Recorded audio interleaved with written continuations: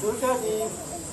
به نام خدا. خب اینجا یه جراحی بیمارستان مسعود دانشوری هستش. همه همکارا ما وقتی میخواد ببینیم نمیشناسیم هیچ کدومشون رو، انقدر که تغییر قیافه دادن، ولی آقای دکتر رو همه کشور میشناسن خدا رو شکر، و خانم دکتر ابوالقاسمی رو.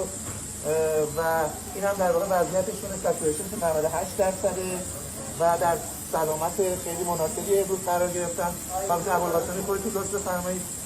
با عرض سلام و تشکر از همه همکاران، همه مردمی که برامون دعا کردن و همه پیگیری‌ها شده. تشکر بیش از تمام پزشکان پرسنلی که واقعا جونشون رو در این راه گذاشتن، واقعا کفن پوش میان تو و واقعا این فرشته ها هستن. به دستهاشون بوسه میزنیم، آرزو دارم برای همه‌شون سلامت و برای خانواده هاشون. الحمدلله وضعیت استیبل شده خدا رو شکر و ما از اقدامات پزشکی خدا رو شکر راضی هستیم. الحمدلله آرزو سلامتی برای همه بیماران دارم. دکتر نمونه می‌تونید صحبتی بکنم اگه برامون؟ ممکنه دکترم ممنون. عرض سلام دارم. خیلی ممنون و متشکر بابت زحماتی که عزیزم کشیدن. سپاسگزارم.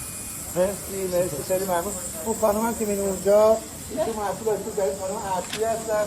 دیگه همه خانم‌ها اینجا هستن دیگه، خانم رضایی و همه بچه خانم اکبری و در واقع خانم دکتر عطیه متخصص عفونی مرکز که واقعا این خانم دکتر خیلی این چند روز درگیر و همش تو بسته می‌دونن. ممنونتون هستیم و بقیه پرسنل محترم که اینجا هستن، زنگنه‌ها و همه بچه‌های دیگه که اینجا هستن. ممنون همتون هستیم.